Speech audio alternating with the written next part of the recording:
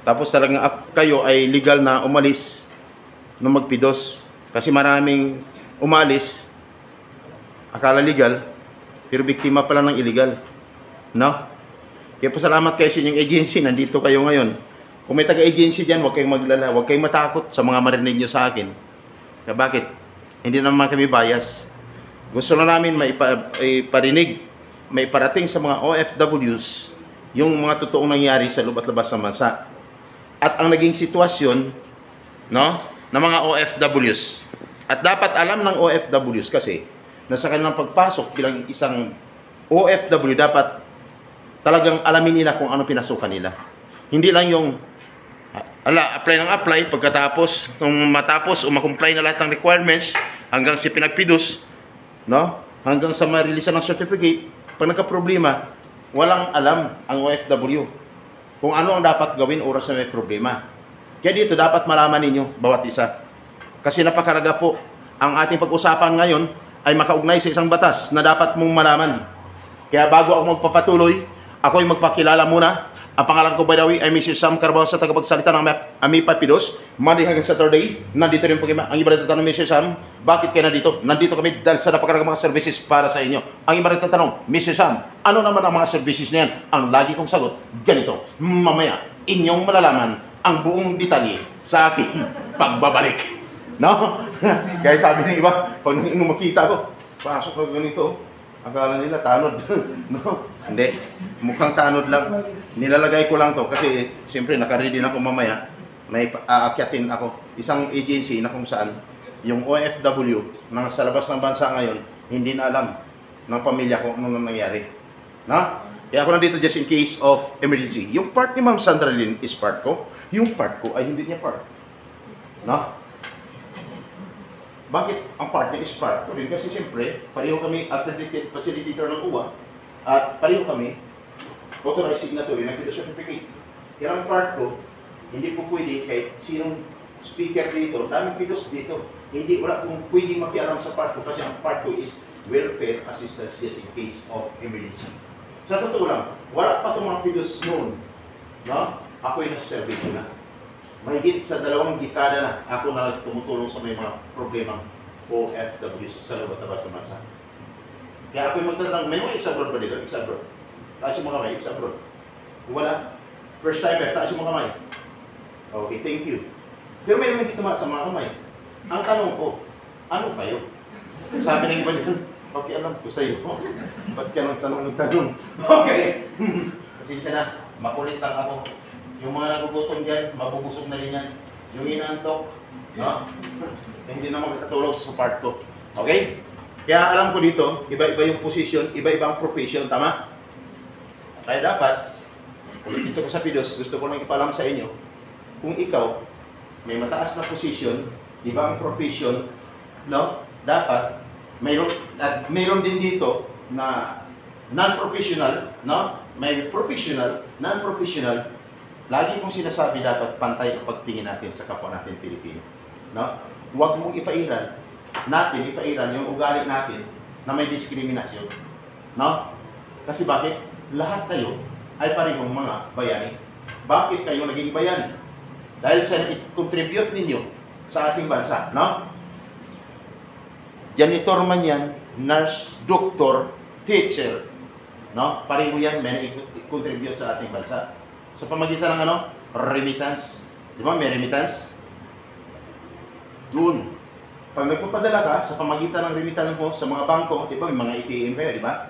Nagpapadala ka sa pamilya mo, kulang man, o kumplito ang sahod mo, magpapadala ka kasi yun ang sinasabi, kailangan yung ano mo, yung duty mo to dapat sa pamilya mo, kaya nandun yung tinatawag na regular na remittance, no? Regular na communication sa pamilya. Para naman, no? Para naman na hindi sila mahirapan. Kaya ang purpose mo, alis para mag-abroad. Tama? Kaya pag nagpadala ka, maliit man o malaki ang padala mo, may bawas yun. Anong bawas nun? Anong binabawas na yun? Tax. Binabawas yun sa pinapadala mo. Saan pinapasok? Sa kabanang bayan. Kaya may kabanang bayan tayo eh. Ang tanong ko naman, sino nakikinabang? Ang sagot ng iba, buhaya. ng bayan. May buhaya ba sa bayan? Hindi mawala yun. Mula noon hanggang ngayon, hindi mawala. No? Kaya ngayon, ang dami nang mag-abroad eh. Nag-resign sa trabaho. Last week lang, 120 teachers nag-resign. Nag-resign kasi ayaw na magtrabaho sa Pilipinas. Kasi maliit ang sahod. Maliit ba? Di ba dinagdagan na dati ni President Duterte? Ngayon may dagdag ba? Wala? Wala. Sinong teacher dito? Teacher? Meron? Teacher. Ma'am, teacher po kayo? Wow. Ilang taon ko sa servisyo as teacher, ma'am? 5 years? Nag-resign po kayo? Mag-abroad na lang kayo? Ano kayo? Private or public? Public? Daming benefits sa public, ah. Ma'am, your profession is teacher. Tama? Your course is education. Tama, ma'am? What is education? Magtatanong lang ako dito ngayon. Magtatanong, may mga engineer dito may education rin, may mga nurse, doctors, tatanungin ko rin. What is education? What? Ha? Nakalimutan? Hayaan mo, ma'am. Normal lang yan. Daming teachers. Umabot ng 20 years in service. Pero nakakalimutan kung anong ibig sabihin ng education. Ma'am, linawin ko. Education is a continuous process of learning. Clear? Teacher, your profession is teacher. Teacher is another profession of the universe. Ma'am, tandaan mo. Kasi baka yan ang interview sa'yo pagdating ulit sa labas. Mag-interview pagdating sa labas ng bansa. No? At least alam mo na, di ba? At hindi mo alam, baka pagdating doon, isa rin ako sa'yo na mag-interview ulit sa'yo. Di ba? Tandaan mo lang mukha ko, mama. Okay. Ma'am, bakit alam ko? Siyempre, yung course ko is education. 1992. Batch 1992. Graduate ako. Mag-graduate ako. Naghintay ko ng interview, panel interview. No, sa DICS. Tapos sa malaman ko, maghintay lang ako ng ilang buwan. Sabi ko, maghintay pa ako. Ang tagal. Ang sahod noon sa probinsya, 3,500. No? Isang buwan. Eh sa Manila, meron daw dito 10 to 20,000. Umalis ako. Pumasok pa ako sa commissioning sa army. Sabi ng mga parents ko, magkasama ko sa huwag ka na mag-army. No? Siguro kung nag-army ako, yung sa commissioning, baka marami na akong napababa sa bundok. Ay gusto ko dati umakyat sa bundok, mami. No? Mga rat-rat na mga matitigas sa ulo. Ganun talaga, no? Eh, hindi pinalat kasi siguro, well naman ni Lord ang sinusunod ko eh. Kaya, pumunta ako ng Manila. Dito may nag-offer sa akin, 2006. Inupiran ako ng 6,000, hindi ko pa rin kinagat. Private. Ang kinagat ko, yung 20,000. Anong posisyon? Janitor. Oh, saan piliin mo? Anong piliin mo? Janitor, teacher. Ay doon 6,000 pesos, doon 20,000. No? Hindi ako janitor. Nag-supervisor ako sa Duty Free Philippines. Ma'am, alam mo Duty Free Philippines? Nag-supervisor ako doon. 500 kataong hawak ko. No? Kaya ibig sabihin, wala yan. Simpleng tao lang sa tingin mo, no? Pero kayang humandle ng ilang daang mga personnel pag sa trabaho. Kasi depende yan sa performance. Wala yan sa galing. Importante marunong umawak ng tao, no? At kailangan marunong solve ng problema, no? Ng mga subordinates mo. Kaya ako nandito, just in case of emergency. Alam ko lahat kayo, mga OFWs. Sana kung anong umiiral sa bansa natin yun, magulong-magulo, tama? Magulo. Magulo. Wala nang trabaho sa Pilipinas. Kung kayo man ay makaalis, sana ipagpatuloy nyo ang magandang adikain nyo. Makatulong sa pamilya at uwi ng Pilipinas, may dalang pira sa pamilya, tama? Lahat ba may ITM? Lahat may ITM? Sino may ITM? Yan.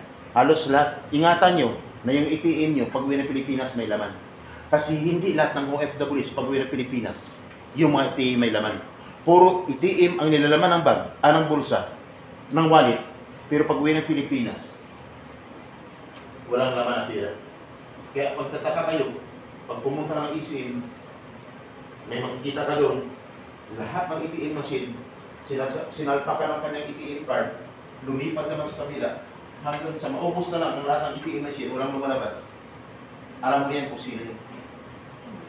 OFW na hindi nagtagumpay sa labas ng bansa. Kaya sana lahat kayo may ATM na mayroong laman ng ATM. Ituro ko sa inyo ang sekreto kung paano. Itong ibibigay ko sa inyo, isa sa mga protection just in case of emergency pa nagka-problema. Kasi bakit? Sa pag-akala ng iba, pag nakapidos na at nakaalis na, okay na. Pero hindi mo alam, mayroong sinasabi kanina dito, kaya ka nagpidos, upang ihandain yung mga sarili sa panibagong hamon na kakarapin, pagsubok pagdating sa labas ng bansa. Panibagong hamon at pagsubok na kakarapin sa labas ng bansa. Ibang hamon po yun. Kaya kung ikaw ay ex-abroad, alam mo na yun. Kung first timer ka, hindi mo pa alam. Kasi hindi ka pa nakarating doon. Tama? Oh. Ex-abroad, mayroon? Ex-abroad. Wala. Puro first timer. Isa lang, sir. Ang tanong ko lang sa sir, direct to the point. Direct to the point. Ang sagot mo lang sa akin, oo, masarap lang kung hindi. Sir, ang tanong, yung totoong nangyari, hindi nagtagumpay ka man, ang iba, OFW, hindi nagtagumpay dahil sa mga problema na na-encounter doon. Ang tanong, ang sagot mo, hindi tayo para sa iyo, pangkalahatan. Ang sagot mo sa akin, masarap lang o hindi. Direct to the point. Sagot. Ang tanong ko, sir, masarap buhay, OFW hindi? Masarap na hindi, sir. Ang sabi ko, ang masarap or hindi lang. Pag nag-exam ako, pag ang answer dapat yes or no, huwag kang sumagot ng true or false. Okay? Magpakatotoo ka. Tama? No. Okay, siguro, hindi na maipaliwanag ng siya ng maayos. Kasi kung siya ay nagtagumpay naman sa kanyang pag-abroad, sir, ilang taon ka sa labas ng bansa? 12 years. 12 years! Sir, nakapag-ipon? Yes, sir. Okay. May anak? Meron, sir. Ilan? Dalawa, sir. Dalawa. May asawa? Meron, sir. Ilan? Isa lang, sir. Isa lang. Mabuti, sir. Sinagot mong isa. Kasi kung sumagot kang dalawa, mayroon pang isa, sir, huli ka sa kamera. Dokumentado to. No? Dokumentado. Isa lang, sir. At least. Thank you. No? Wala kang naging karanasan, hindi maganda, sir? Wala naman. Wala naman. Wala kang naging karanasan, hindi maganda sa labas naman. Wala naman. Okay na. Very good. Anong trabaho mo dun, sir? Production. Production? Operator? Okay. Nung umalis ka nung, nagpidos ka rin? Yes, sir. Okay. Nung magpidos ka, nakita ko po si pinagpidosan mo, sir?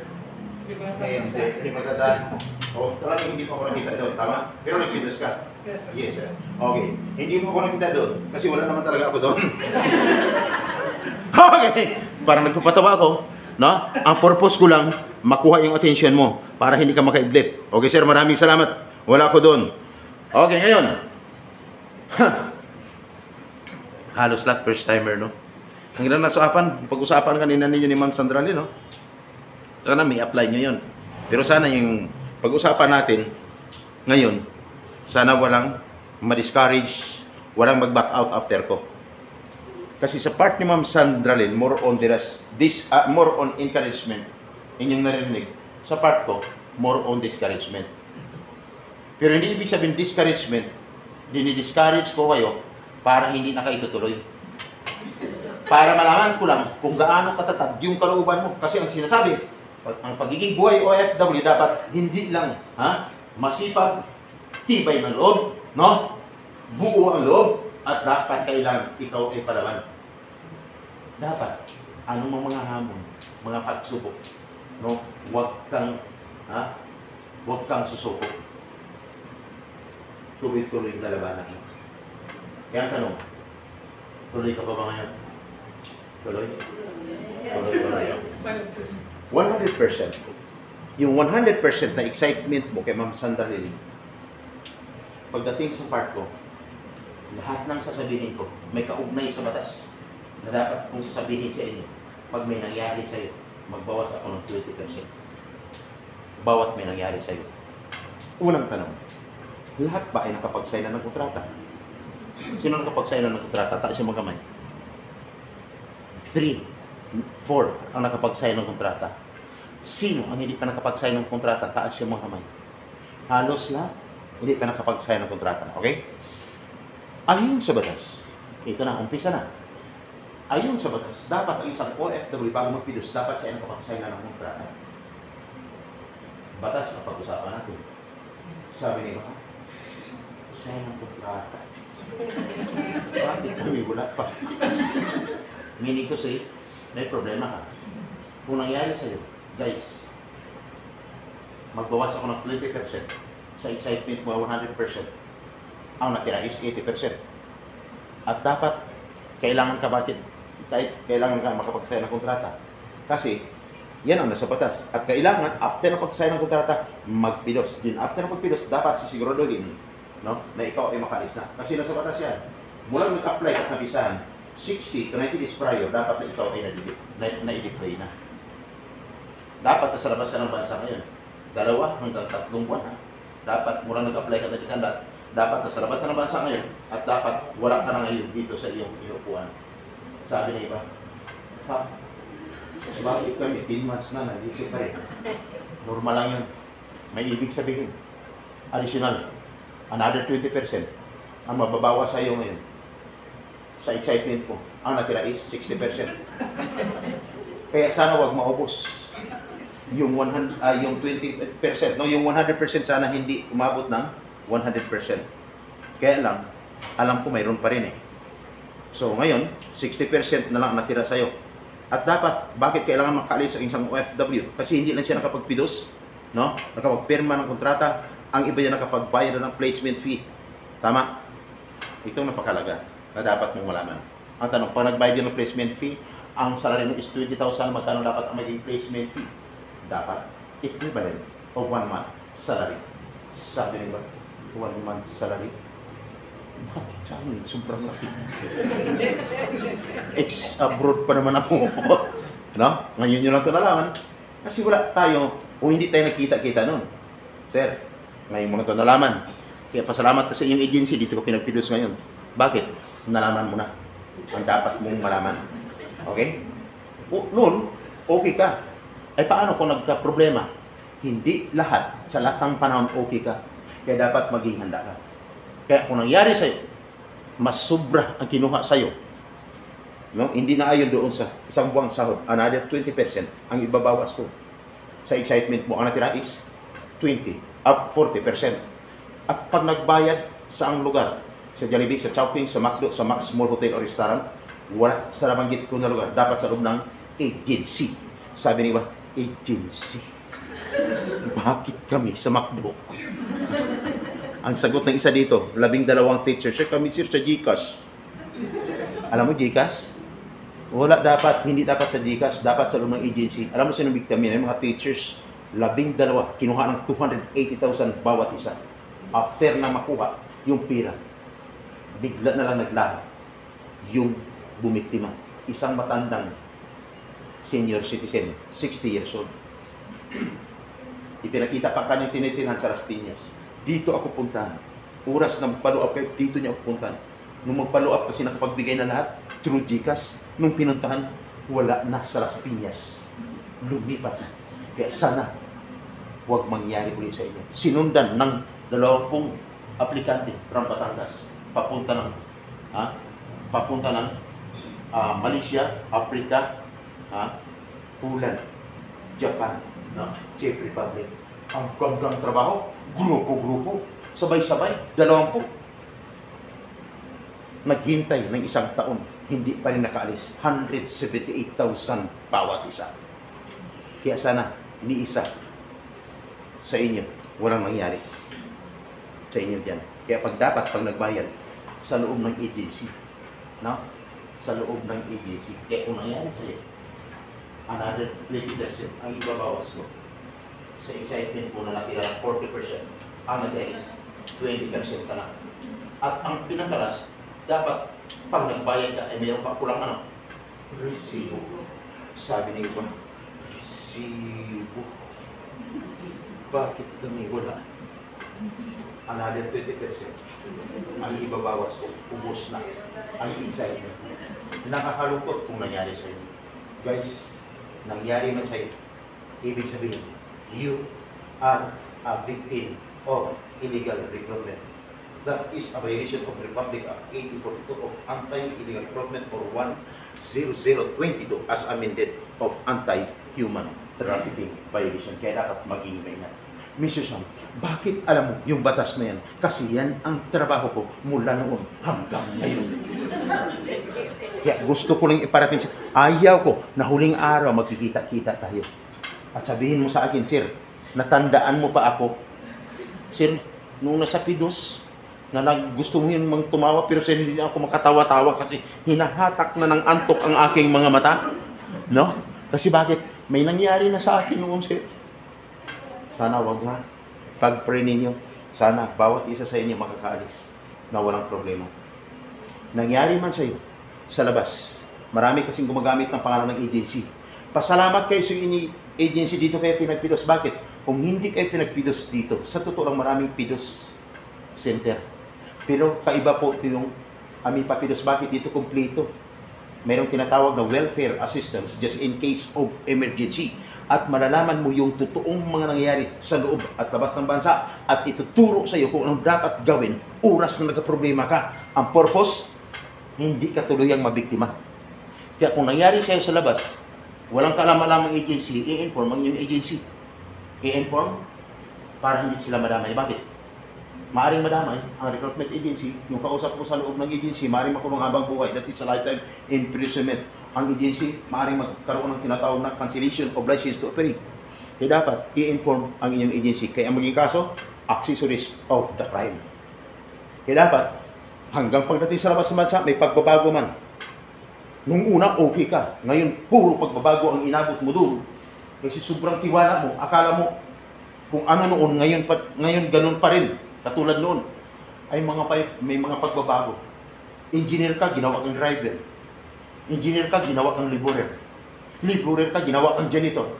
Nurse ka, ginawa kang housekeeping. Kasi ang sabi, sir, walang daw problema, sir. Kasi sa ospital pa rin naman kami nakasayin. No?